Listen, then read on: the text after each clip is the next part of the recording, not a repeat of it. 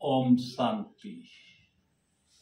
आज 2 अक्टूबर है, गांधी जयंती भी है और दशहरा भी है। मैं समझता हूँ इस सृष्टि चक्र के इतिहास में ये पहला अवसर है जब गांधी जयंती, जो राम राज्य लाने के लिए गांधी जी ने पूरा जीवन प्रयत्न किया, और एक और दशहरा, राम और रावण दोनों की लड़ाई में अंत में विजय किसकी हुई? राम की हुई। तो दशहरा अर्थात दुखों का अंत करने वाला, रावण दुख का प्रतीक। दशहरा इसमें क्यों मनाया जाता है?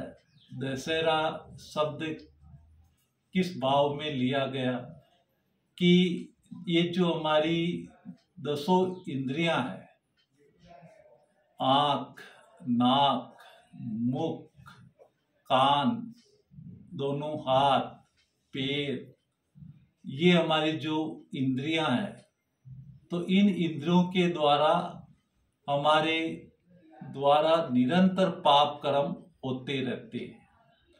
हमारे जो 5 विकार सूक्ष्म में काम, क्रोध, लोभ, मोह, अहंकार, और इन्हीं के जो सूक्ष्म संस्कार है, काम विकार के सूक्ष्म संस्कार, आलस्य, अलबेलापन, क्रोध का सूक्ष्म विकार ईर्ष्या, बदला लेना, लोभ का सूक्ष्म विकार शक और अनुमान, मोह का सूक्ष्म विकार भय और डर, और अहंकार का सूक्ष्म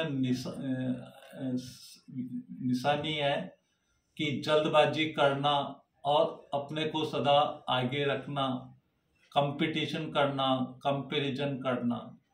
तो ये जो हमारे रावण के 10 सूक्ष्म विकार है, इसका ही प्रतीक ये दशानन, यानी जो हमारे 10 विकारों का जो महाराजा है, उसको हमने रावण कहा है।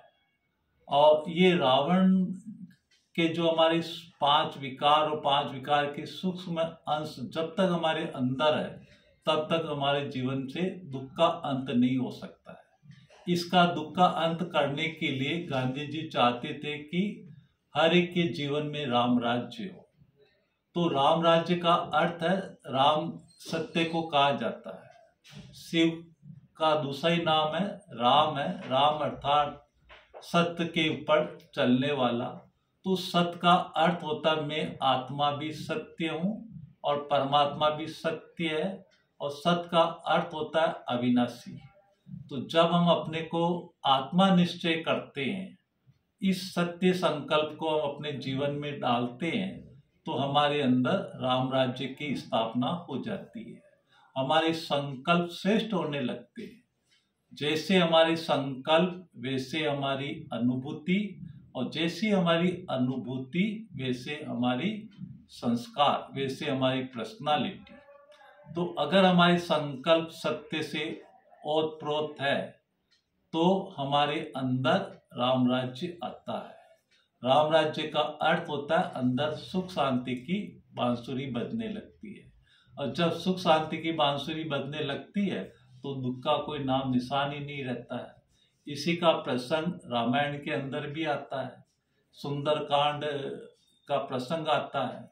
तो जिसका जीवन, जिसके कर्म सुंदर है, तो उसका जीवन सुंदर कांड बन जाता है। सुंदर कांड का अर्थ है, कांड का अर्थ होता है कर्म, और सुंदर का अर्थ होता है जो तीनों कालों में सुंदर हो, जो तीनों कालों में उसका परिणाम भी सुंदर हो। तो सुंदर कांड में ये बताया गया कि राम की 3 रानियां, राजा दशरथ की 3 रानियां थी। पहली रानी का नाम था कौशल्या। कौशल्या का अर्थ है जिसके कर्म कुशल हो, उसको कौशल्या कहा गया। फिर दूसरी रानी है कैकेयी।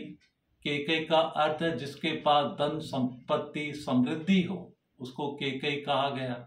और तीसरी रानी का नाम था सुमित्रा। सुमित्रा यानी जिसके सब मित्र हो। तो ऐसे राजा दशरथ, जिसका दशरथ का अर्थ होता है कि जिसका 10 कर्म इंद्रियों के ऊपर कंट्रोल हो। तो इस तरह से राजा दशरथ और जिसकी तीनों रानियां ऐसी हो, तो उसको राजा दशरथ कहा गया। उसका राम राज्य का पिता राजा दशरथ माना गया। तो इस तरह से हम जब कर्म इंद्रियों के ऊपर कंट्रोलिंग आ जाती है तो हमारे जीवन में राम राज्य आ जाता है।